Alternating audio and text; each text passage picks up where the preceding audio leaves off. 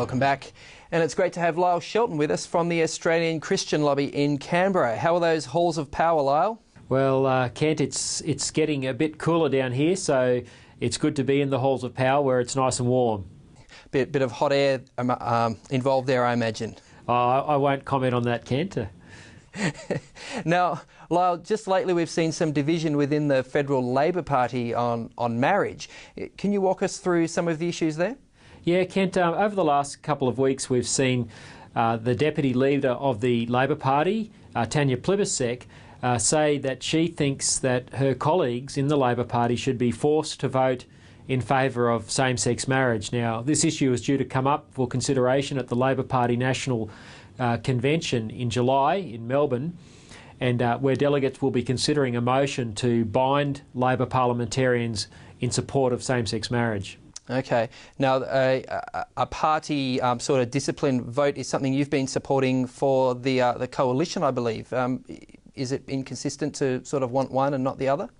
Well, no, I don't think so, because the issue of marriage is so important that any party that purports to put forward public policy should do so always in the best interests of children. So changing the definition of marriage in law abolishes the idea that a child should, wherever possible, have a mother and a father. So we'd like to see both parties hold to that position, but Labor sadly changed its position back in 2011, and but it does allow its MPs to have a conscience vote, which means that they don't get expelled from the party if they support man-woman marriage.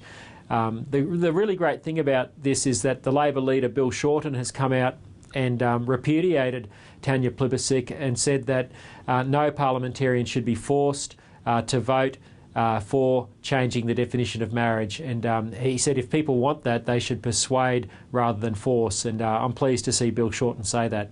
Yeah, I guess it strikes me that on an issue that, is as sensitive as this, surely, everyone should have a conscience vote. It's a tricky one. Yeah, well, in essence, people on the coalition side, they can vote in favour of same-sex marriage if they choose to. They won't get expelled from the Liberal Party.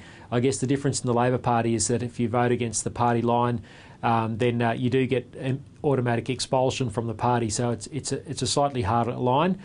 Both parties, as I say, should support marriage between a man and a woman because that upholds the best interests of the child in public policy. Okay. Well, moving on, Lyle, a few weeks back we had Anzac Day, the centenary, a lot of remembrance there, but in our news bulletin earlier we were reminded that it's also the centenary of the Armenian Genocide. Now, you've been pushing the Australian government to officially recognise that. What does that involve and why have you taken that stand? Well, the Armenian Genocide was as Pope Francis said, the first genocide of the 20th century, which was, of course, the bloodiest century in human history. And it started under the cover of the Gallipoli campaign when Australians and New Zealanders and British invaded the Dardanelles. The then Ottoman Empire saw an opportunity to avenge the Armenians living within what's now modern-day Turkey. And they started rounding up people and killing them and marching them off into the desert, where some 1.5 million people were killed in this genocide. And the interesting thing, Kent, is that Australian troops who were prisoners of war of the Turks witnessed some of the death marches and provided some of the evidence to the genocide. Now, the Turkish government today denies that a genocide took place and is very unhappy with any government that seeks to recognise it, and because of that the Australian government hasn't had the moral courage to call this genocide for what it is, perhaps worried about damaging relations with Turkey. Well, it'll be interesting to see if anyone's listening. Thanks so much for your time, Lyle, and for your help this week. Pleasure, Ken. Thanks for having us.